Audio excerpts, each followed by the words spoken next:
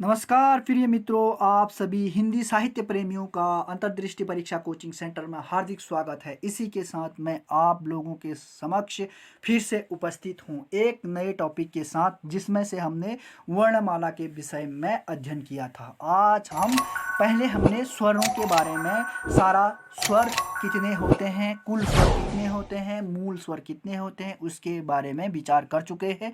आज हम अगला टॉपिक उसी में से व्यंजन के बारे में विस्तार से वर्णन किया था। उसके बाद हम व्यंजनों के बारे में भी पढ़ चुके हैं।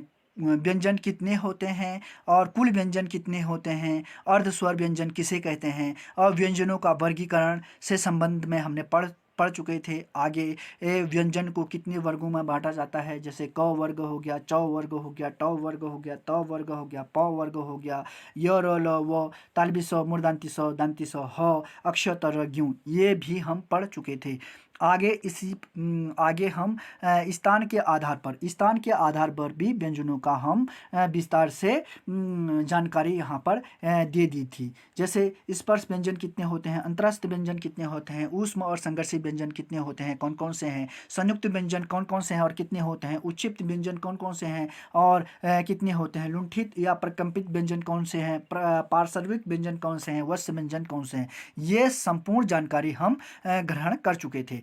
इसी के आधार पर आगे है हमारा प्रयत्न के आधार पर। अब प्रयत्न के आधार पर हमारा व्यंजनों को दो प्रकार से बांटा जाता है। एक तो हमारा अभ्यंतर प्रयत्न में हमारे कौन कौन सा आते हैं, विवृत प्रयत्न, स्पर्श प्रयत्न और ईषत स्पृष्ट प्रयत्न, ईषत स्पृष्ट प्रयत्न, ये भी हम पढ़ चुके हैं। इसको भी हम पढ़ चुके हैं।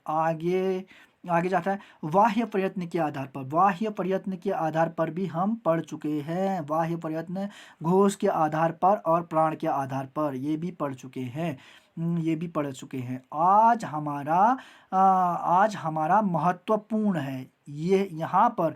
यदि यदि हमें आगे जितना भी हमने सारा पढ़ा है, यदि हम उसको एक सूत्र के रूप में, जो परीक्षा में बार बार प्रश्न बनते हैं, यदि आपको यह सूत्र पूरा विस्तार से आपने याद कर लिया, तो आप वर्णमाला के वर्गीकरण से एक भी प्रश्न गलत नहीं करोगे।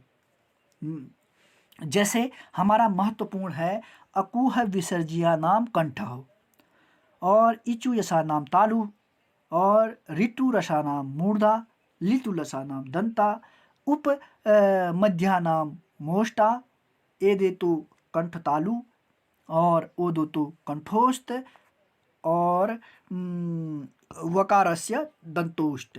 ये महत्वपूर्ण है। प्रिय दोस्तों, आपको यह याद करना ही पड़ेगा। यदि आप इसे याद नहीं करोगे तो आप जो ऊपर वर्गीकरण पढ़ चुके हैं उनमें कंफ्यूज हो जाओगे और आप प्रश्न को गलत करोगे। इसीलिए मैं आपको कहता हूँ, अगर आपने यह सूत्र याद कर लिया तो आप एक भी प्रश्न गलत नहीं करेंगे। जैसे यह सूत्र है हमारा, पहला सूत्र हमारा क्या है, पहला सूत्र है अकूह विसर्जिया नाम कंठ। अब अकूह विसर्जिया नाम में क्या है, पहला अ और आ। क से हो गया हमारा क वर्ग। क वर्ग का जितने भी वर्ण है, क वर्ग 5 वर्ण आते हैं क वर्ग में, वो सारे आएंगे।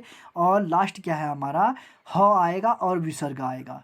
ये अकूह विसर्जन है। अ से अ आ गया, कु से क वर्ग आ गया, ह से ह आ गया, और विसर्जिया नाम से विसर्ग आ गया।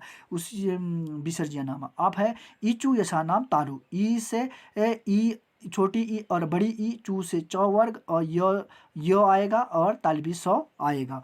उसी प्रकार री आएगा और ट वर्ग आएगा, र आएगा और मूर्धांती सौ आएगा। और आगे है लितु लसा नाम, हमारा ली आएगा और त वर्ग आएगा और ल आएगा और दंती सौ आएगा। उसी प्रकार उप मध्या नाम मोष्टा, ऊ से आएगा ऊ और बड़ा ऊ, पौ से हमारा पौ वर्ग आएगा। और ये किस में आएगा, हमारा उच्चारण साधन में ओठ में आएगा। ये तालु में आएगा, ये मूर्धा में आएगा, ये दंत में आएगा। और ए दे तो कंठोष्ठ, ए दे तो कंठ तालु। जो ए और ऐ होता है हमारा कंठ और तालु दोनों में आता है। ए से हो गया ए और ऐ, और कंठ तालु से हो गया कंठ तालु में आते हैं। ओ दो तो कंठोष्ठ, ओ और औ जो आते हैं हमारा कंठ और ओष्ठ में आते हैं। और वकारस्य दंतोष्ठ, वकारस्य में वो जो होता है हमारा दंतोष्ठ में आता है। तो यह महत्वपूर्ण सूत्र है, इस सूत्र को आप जरूर याद रखें। अब हम आगे बढ़ते हैं। आगे है हमारा यम, यम गणनम नासिक, यम गणनम नासिक, यानी कि अंगो हो गया, यो हो गया, च हो गया, न हो गया, म हो गया। ये हमारे 5 किस में आते हैं, नासिक में आते हैं। अब आगत वर्ण, आगत वर्ण किसे कहते हैं, जैसे क, ख, ग, ज, फ, इनके नीचे एक बिंदी होता है, इसी को ही आगत वर्ण कहा जाता है। अब अयोगवाह वर्ण, अयोगवाह वर्ण किसे कहते हैं, अयोगवाह वर्ण का कहा जाता है अंक और अह को। और विदेशी वर्ण कौन कौन से होते हैं, विदेशी वर्ण में हमारा क आता है, ख, ग और फ, ये हमारे विदेशी वर्ण आते हैं। और आगे बढ़ते हैं, हम आगे बढ़ते हैं। आज का टॉपिक यहीं पर समाप्त होता है दोस्तों। इस टॉपिक को यह टॉपिक महत्वपूर्ण है, इस टॉपिक को जरूर